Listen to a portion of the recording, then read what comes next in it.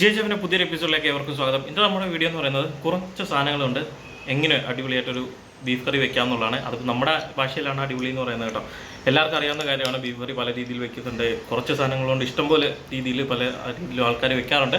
അപ്പോൾ നമ്മുടെ രീതിയിൽ ഇന്ന് നമ്മുടെ കൂടെ അപ്പൂസും ഉണ്ട് കേട്ടോ. ഇന്ന് കുക്കിങ്ങിന് നമ്മുടെ കൂടെ അപ്പൂസും ഉണ്ട്. അപ്പം കുറച്ച് സാധനം കൊണ്ട് എങ്ങനെ ഒരു ബീഫ് കറി നമുക്ക് നമ്മുടേതായ രീതിയിൽ വെക്കാമെന്നുള്ളതാണ് നിങ്ങൾക്ക് വേണ്ടി ഇന്ന് കാണിച്ചിരുന്നത്. അപ്പോൾ നിങ്ങൾ ഇതൊന്ന് ട്രൈ ചെയ്ത് നോക്കിയിട്ട് എങ്ങനെ ഉണ്ടെന്നൊക്കെ ഉള്ളതൊന്ന് കമൻറ്റ് ചെയ്തേരെ. അപ്പോൾ നമുക്ക് നേരെ വീഡിയോയിലേക്ക് പോയാലോ. ബീഫ് കറി വെക്കാം. ഇങ്ങോട്ട് നോക്ക്. ബീഫ് കറി ഓക്കെ. അപ്പോൾ നമ്മൾ വേണ്ട കുക്കർ നേരെ അടുപ്പേ കയറ്റിയിട്ടുണ്ട് കേട്ടോ. ഇപ്പോൾ ഇന്ന് ഗ്യാസിന് വരെ നമ്മൾ ഇൻഡക്ഷനിലാണ് വെക്കുന്നത്. ഗ്യാസ് തീർന്നു വരാവില്ല കേട്ടോ.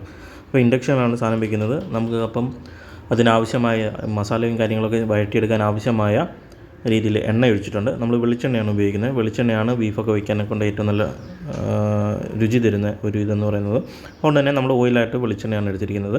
അപ്പോൾ അതൊന്ന് വെളിച്ചെണ്ണയൊന്ന് ചൂടായി വരുമ്പോഴത്തേക്ക് നമുക്ക് കുറച്ച് സ്പൈസസ് ഇട്ട് കൊടുക്കാം. അത് കുറച്ച് ഗ്രാമ്പും ഉണ്ട്, അതേപോലെ തന്നെ 2 ഏലക്കയും പിന്നാണെങ്കിൽ ജീരകവും ഇട്ടിട്ടുണ്ട്. അപ്പോൾ അത് നമ്മളിട്ട് അതൊന്ന് ചെറുതായിട്ടൊന്ന് ചൂട് കയറി ഒന്ന് മൂത്താൽ മാത്രം മതി. ഒത്തിരി മൂത്തൊന്നും പോകണ്ട, ചെറുതായിട്ടൊന്ന് ആവി കയറിയാൽ മതി. അതിൻ്റെ അത് ചൂട് കയറിയാൽ മതി. ചൂട് കയറുമ്പോഴത്തേക്ക് നമ്മൾ ഇടാനുള്ള അടുത്ത പരിപാടി എന്ന് പറയുന്നത് നമ്മുടെ കൊച്ചുള്ളിയാണ് കേട്ടോ. അപ്പോൾ തന്നെ ചൂടായിട്ടുണ്ട്. അപ്പോൾ നമ്മൾ കൊച്ചുള്ളി ഇടുന്നു. കൊച്ചുള്ളി നമ്മൾ കുറച്ച് സ്ലൈസായിട്ട് അരിഞ്ഞ് വെച്ചേക്കുകയാണ്. അപ്പോൾ ഇതിന് നോൺ വെജിന് എപ്പോഴും കൊച്ചുള്ളി ഇടുന്നതാണ് ഏറ്റവും നല്ല രുചി എന്ന് പറയുന്നത്. സവാളയെക്കാട്ടിലും കൊച്ചുള്ളി കൂടുതലുണ്ടെങ്കിൽ അതിന് നല്ല ടേസ്റ്റ് ആയിരിക്കും എപ്പോഴും കേട്ടോ. അതുകൊണ്ട് തന്നെ നമ്മൾ കൊച്ചുള്ളി കുറച്ചിടുന്നുണ്ട്. അപ്പോൾ അതൊന്ന് ചെറുതായിട്ടൊന്ന് വാടാൻ തുടങ്ങുമ്പോഴത്തേക്ക് അല്ലെങ്കിൽ ഒന്ന് ആവി കയറുമ്പോഴത്തേക്ക് തന്നെ നമ്മൾ സവാള അതിൻ്റെ കൂടെ ഇടുന്നുണ്ട്. നമ്മൾ ഒരു സവാള ഫുൾ സവാളയാണ് ഇതിനു വേണ്ടി ഉപയോഗിച്ചിരിക്കുന്നത്. സവാള അധികം ഇല്ലാതെ കൊച്ചുള്ളിയാണ് കൂടുതലായും എടുത്തിരിക്കുന്നത്. അപ്പോൾ സവാള നമ്മൾ അതിനകത്ത് ഇട്ടിട്ടുണ്ട്. അപ്പോൾ ഇതെല്ലാം ഒന്ന് വാടി വരട്ടെ. അപ്പോൾ അത്യാവശ്യം ഒന്ന് ചെറിയ രീതിയിൽ ആവി കയറി ഒന്ന് ആ വാടി വന്ന സമയത്ത് തന്നെ നമ്മൾ അടുത്ത് ഇടാൻ പോകുന്നതെന്ന് പറയുന്നത് നമ്മൾ വെളുത്തുള്ളിയും അതേപോലെ തന്നെ ഇഞ്ചിയും ചെറുതായിട്ട് അരിഞ്ഞു വെച്ചിട്ടുണ്ട്. അപ്പോൾ അതാണ് ഇടുന്നത്. നിങ്ങൾക്കിത് ചതച്ചിടണമെന്ന് വരില്ല, അങ്ങനെ ഇടാം. അല്ലെങ്കിൽ പേസ്റ്റ് ആക്കി ഇടണമെങ്കിൽ അങ്ങനെ ഇടാം. ഇതിപ്പോൾ അരിഞ്ഞാണ് ഇട്ടേക്കുന്നത്. ഇതിപ്പം കുക്കറിൽ കിടന്ന് അടിച്ച് വേവുന്ന സമയത്ത് നല്ല രീതിയിൽ അത്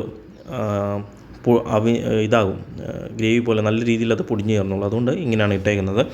അപ്പോൾ അതിൻ്റെ ഫ്ലേവറും എത്രത്തോളം വേണോ അതിനനുസരിച്ച് നിങ്ങൾക്ക് ഇതിൻ്റെയും വെളുത്തുള്ളിയും ഇഞ്ചിയുടെയും എത്രത്തോളം അളവ് നിങ്ങൾക്ക് ക്രമീകരിക്കാവുന്നതാണ്. ഇപ്പോൾ ഞങ്ങൾക്ക് പൊതുവേ വെളുത്തുള്ളിയും ഇഞ്ചിയും കുറച്ച് ഇച്ചിരി കൂടുതലുള്ള ഫ്ലേവർ ഒരു ഇഷ്ടമായതുകൊണ്ട് നമ്മൾ ആ രീതി ഇട്ടിട്ടുണ്ട്. അപ്പോൾ അതെല്ലാം ഒന്ന് വഴറ്റിയെടുത്ത് വെച്ചിട്ടുണ്ട്. അല്ല നിങ്ങൾ പേസ്റ്റായിട്ടാണ് ഇടുന്നതെന്നൊരില്ല, കുറച്ചുകൂടി നമ്മുടെ സവാളയൊക്കെ ഒന്ന് കുറച്ചുകൂടി ഒന്ന് വഴണ്ടതിന് ശേഷം ഇടുക. അതിനുശേഷം നമ്മൾ കീറി വെച്ചിരിക്കുന്ന 2 പച്ചമുളക് ഇട്ടുന്നുണ്ട് ഇതിനകത്ത്. അപ്പോൾ ഇതെല്ലാം തന്നെ എരിയുടെ അനുപാതമായിട്ടാണ് കേട്ടോ. ഇത് പച്ചമുളക് ഇടേണ്ടവർക്ക് ഇടാം, ഇല്ലാത്തവർക്ക് അത് ഒഴിവാക്കാം. അപ്പോൾ പച്ചമുളക് ഇട്ടൊന്ന് നമ്മളൊന്ന് ചെറുതായിട്ടൊന്ന് വാട്ടിയെടുത്തിട്ടുണ്ട്. അപ്പോൾ അതിനുശേഷം ഇനി പൊടികൾ ഇടാനുള്ള പരിപാടിയാണ്. നമ്മൾ ആദ്യം മുളക് പൊടിയാണ് ഇടുന്നത്, പിരിയം മുളക് പൊടിയാണ്. അപ്പം പൊടികൾ മൂപ്പിച്ചിട്ട് അതിൻ്റെ അകത്തേക്ക് മീറ്റ് ഇടുന്നതാണ് ഏറ്റവും നല്ല രുചി എന്ന് പറയുന്നത്. അതുകൊണ്ട് തന്നെ പച്ചയ്ക്ക് ഇടാതെ നമ്മൾ ഇതേപോലെ ഒന്ന് പൊടികളെല്ലാം ഒന്ന് തന്നെ മൂപ്പിക്കുന്നുണ്ട്. അപ്പോൾ നമ്മളൊരു 3 മുളക് പൊടി ഇട്ടിട്ടുണ്ട്. അതേപോലെ തന്നെ സെയിം അളവിൽ തന്നെ നമ്മൾ മല്ലിപ്പൊടി ഇടേണ്ട ആവശ്യമാണ്. അപ്പോൾ 3 ഇട്ടെങ്കിൽ 3 തന്നെ മല്ലിപ്പൊടിയും കൂടി ഇടുന്നുണ്ട്. പിന്നെ എരിയും കാര്യങ്ങളും വേണ്ട അനുസരിച്ചിട്ടാണ് കൂടുതൽ ഇടണോ കുറവ് ഇടണോ എന്നൊക്കെയുള്ള തീരുമാനിക്കുന്നത്. പിന്നെ ഒരല്പം മഞ്ഞൾപ്പൊടി ഇടുന്നുണ്ട്.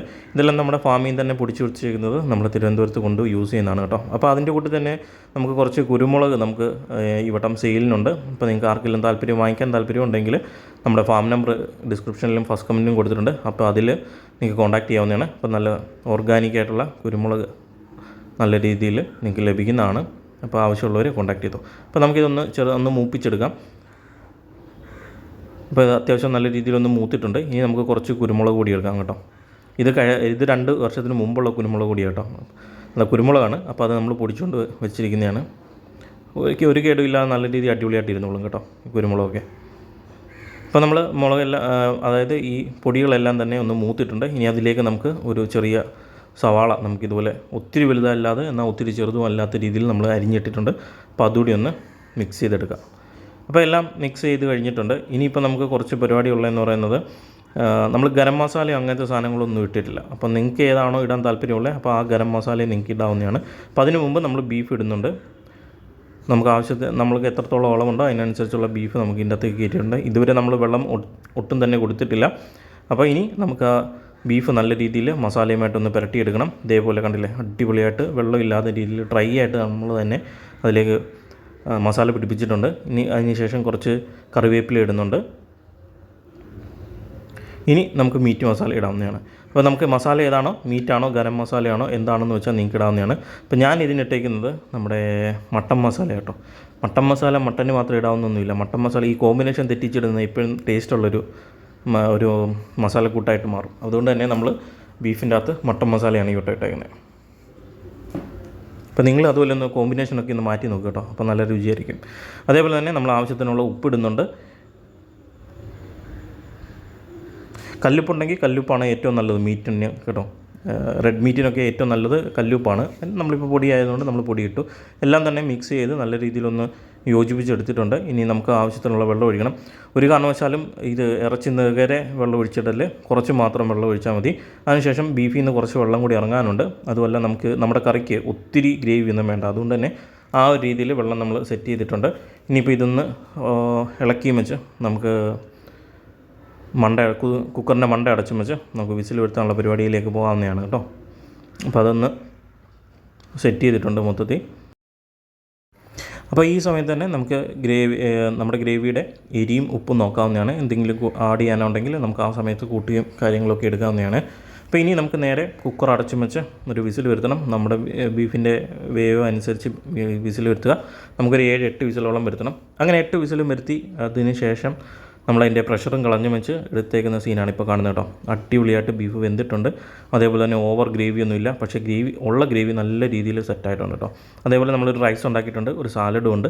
അതിൻ്റെ കൂട്ടത്തിൽ നമ്മൾ ബീഫ് കറിയും എടുത്തിട്ടുണ്ട്. അപ്പോൾ നിങ്ങൾ ഇതുപോലെ ഒന്ന് ബീഫ് കറി വെച്ച് നോക്കിയിട്ട് എങ്ങനെ ഉണ്ടെന്നൊന്ന് അഭിപ്രായം കമൻറ്റ് ചെയ്തേരെ. മറ്റൊരു വീഡിയോ ആയിട്ട് വീണ്ടും കാണാം. അതുവരേക്കും ബൈ.